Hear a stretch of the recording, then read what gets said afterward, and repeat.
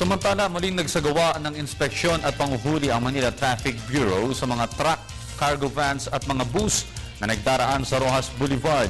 Ito ay dahil seryoso sila umano sa pagpapatupad ng batas sa lansangan kung saan bawal dumaan ang nasabing mga sasakyan. Para sa detalye, nasa linya ng telepono ang aming kasamang si Julius Disamburon. Julius, balitaan mo kami tungkol dito. Maraming salamat muli at magandang umaga naman sa iyo, Audrey. Muling iginiit ng pamahalaang lungsod ng Maynila na seryoso sa pagpapatupad ng batas trapiko. Inihayag ng Manila Traffic Bureau na bawal dumaan sa kahabaan ng Roxas Boulevard ang mga truck, cargo vans, buses at maging mga kuliglig. At para tiyaking sumusunod ang mga motorista sa kautosang ito, ay muli silang pumwesto pasado alas 10 ng gabi sa kanto ng Pedro Hill sa Roxas Boulevard upang mag-inspeksyon. Sa unang kalahating oras ay tila tahimik at maayos ang naging sitwasyon dito, Audrey. Pero habang tumatagal ang oras ay ayan na, nagdadatingan na ang mga pasaway na motorista. Una nilang sinita mga naglalakihang trailer trucks at cargos. Halos tikom at hindi nagbibigay komento ang mga ito mulat nang sila'y mahuli.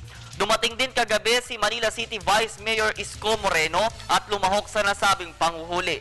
Sa panayam ng PTV News kay Police Chief Inspector Olivia Sagaysay, nilinaw niya na may tamang oras ang labas ng mga truck at cargo vans dito. Pinaalala din niya na dapat sumunod ang mga motorista sa umiiral na batas. Nasa mahigit 50 na kaagad ang nahuli ng mga otoridad gaya ng kuliglig na patungo sa isang kalapit na palengke at isa ding cargo jeep vehicle na galing ng probinsya at patungong Libertad para mag-deliver ng mga paninda.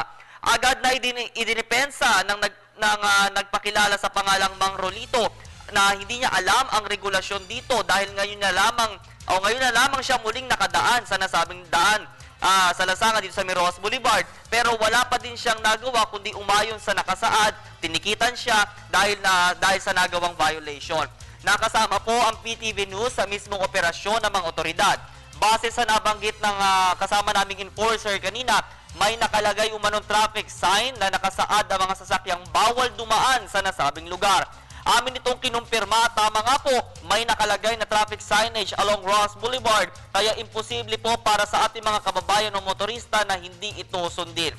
Hayag pa ni Traffic Bureau Chief Olivia Sagaysay sa mga lalabag o mahuhuling driver ay kukumpiskahin po ang kanilang lisensya at pwede pang pagmultahin.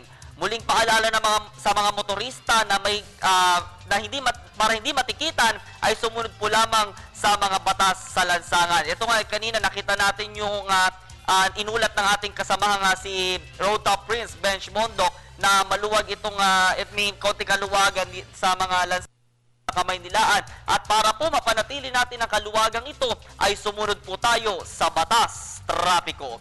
Yan muna ang pinakahuling mga sitwasyon. Kasama pa rin si cameraman Dante Morada, inyong naging kabalitaan para sa Telebisyon ng Bayan. Ako, si Julius Disamburon. Balik sa'yo, Audrey. Maraming salamat, Julius Disamburon.